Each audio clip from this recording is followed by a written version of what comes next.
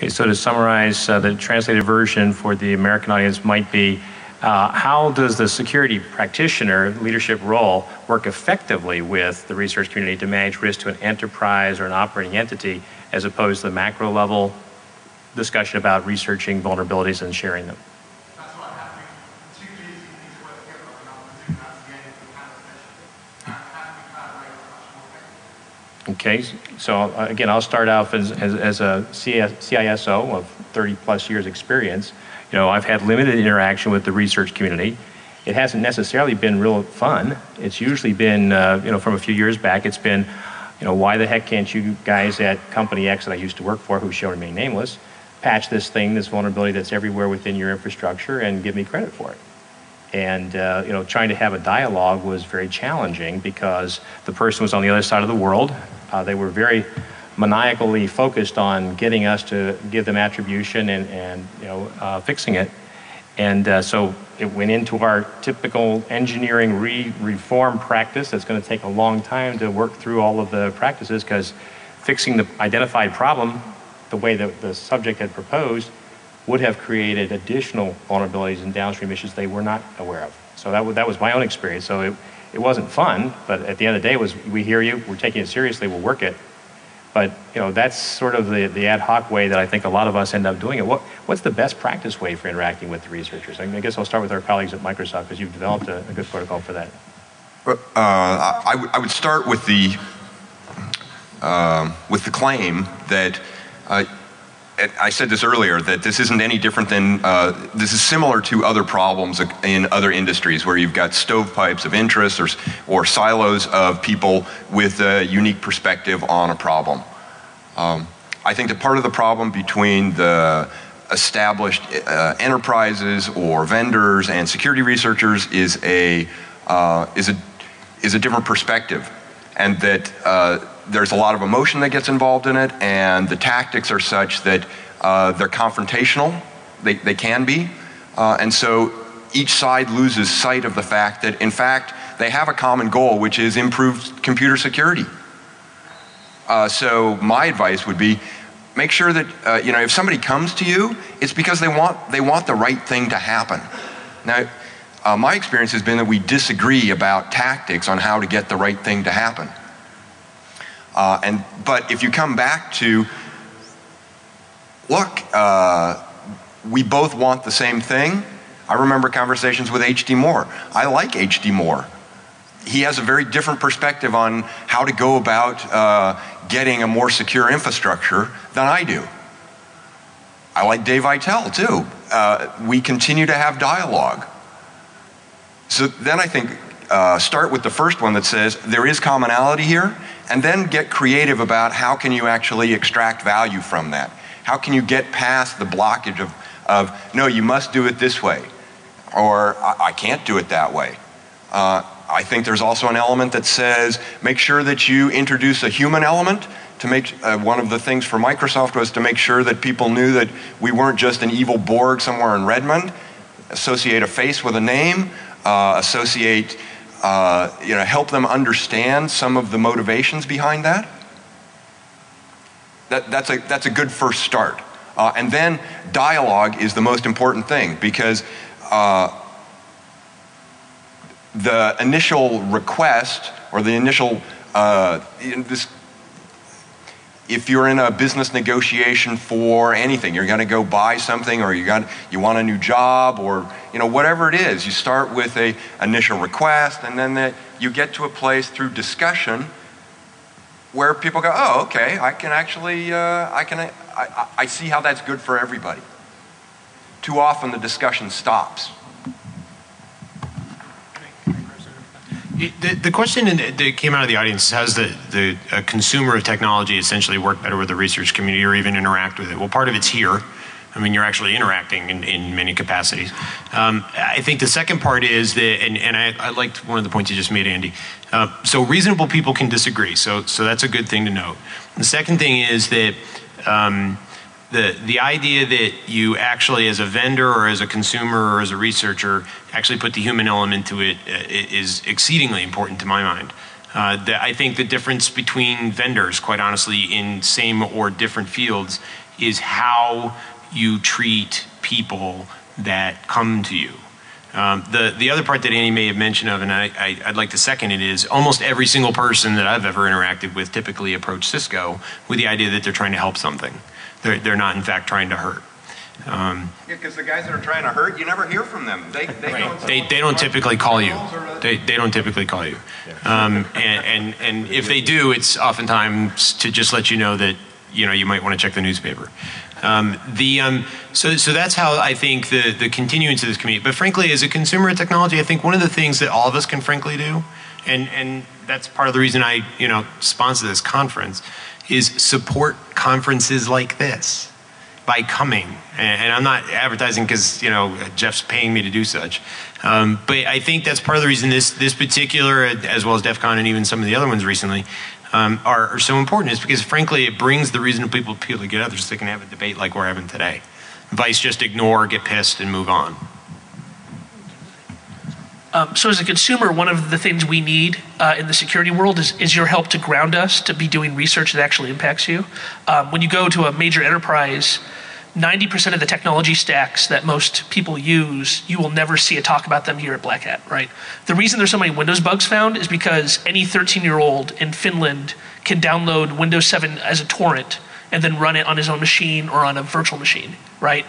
You don't see research about Siebel because you have to have a team of 4 guys install it on 5 machines and then a full-time admin to pray to it all the time to make it work, right? So like the critical enterprise technology stacks are often not looked at. The Cisco devices that get looked at are the cheap things that you can buy secondhand. You don't see, GSR 10Ks or whatever being targets of research because we don't have access to that equipment.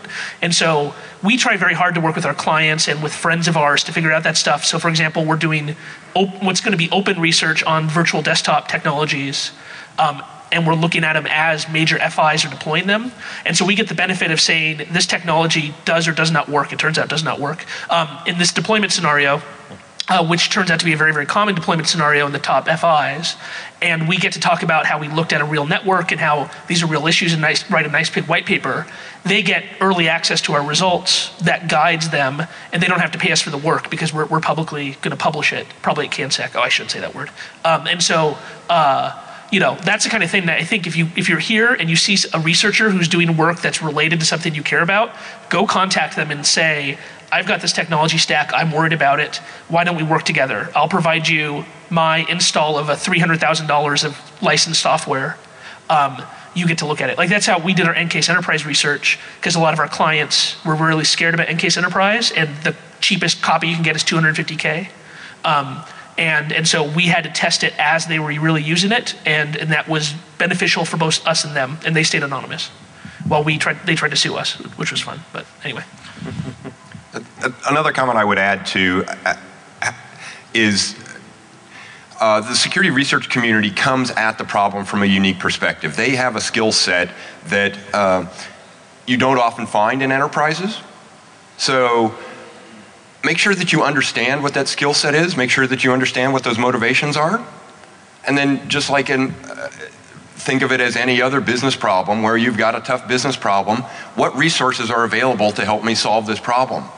And don't get stuck on, oh, but they don't like to come in at 8:30 in the morning, and they don't really do well with authority. You need to make sure there's open space. Look past that and say, how do I take this set of skills and apply that to my business problem?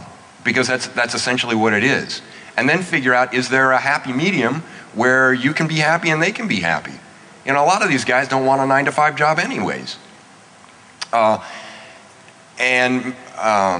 seen a lot of times where it's the perception that blocks any productive dialogue from happening. I introduced some CSOs to some hackers in Argentina, and one of the comments was, oh, I'm scared. It's like, what? These are just regular people, You sit down, you have a drink with them, and all of a sudden you realize, oh, there's something that you share in common, whether that's a love of football or soccer or something else that takes you to a place where all of a sudden you can have meaningful interactions.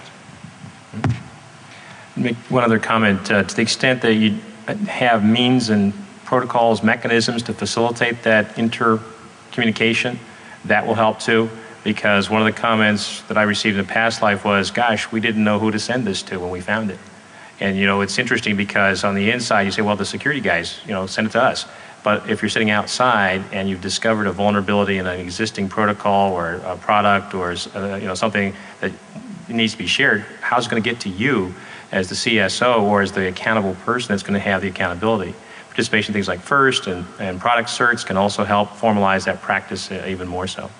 We have another question, sir? Yeah, Joe Klein. I've been doing research basically on this particular problem and actually running for game theory. And what we're finding is researcher loses consumer and or corporation loses big. The reason for that is the first thing most corporations do is they bring out the legal dogs and chase them down. Also because a lot of corporations have their own motivations. As an example, Microsoft. For a long time, I've produced vulnerabilities and actually demonstrated them. Unfortunately, most corporations, like Microsoft or whatever, have actually internal people who also have their own motivations. A lot of times the motivation is to actually hide vulnerabilities from the security organization. So they'll actually say, no, don't talk to you as an example. Give me the vulnerability so I can solve this particular problem. So you have an internal issue. The other thing is we have maturity of specific organizations. Many organizations will, again, send out legal dogs. By the way, the average cost of a researcher so far, they're finding when the legal dogs are called out, and anywhere from $90,000 to $150,000 for a researcher to deal with this particular issue. The second issue is we have corporate people here. You use the word hacker again as a jargon. Okay? In your media presentations, you guys do this on a pretty regular basis. Instead of saying security researcher. So you're also part of the problem there in the use of language and presentation of, you know, we have a criminal. Criminal is a criminal. Whatever, whether they use a crowbar or vulnerability. They're a criminal. Unfortunately, that's not what we're actually seeing in this particular space. And yeah, I've been doing this for a pretty long time. So there's varying points that you just made there. I think there's a core one, which is how, and this, I've been doing this stuff for 20 years. We still can't decide exactly what words we like for who. You know, is a hacker, and then there was the word cracker, and everybody thought that was stupid, so then we shot that one. Then it was, you know, then there was the well, look, I got one right there too. I got the word hacker on there. The new word is Bustacati, by the way. Bustacati? Yeah, as in like the Illuminati. You got Sorry, Bustacati is the new word. Bustacati, those who can bust things. So apparently there's going to be a brown book out soon that's going to have Bustacati in it, and it's going to have some deep hidden meaning over how source code's written.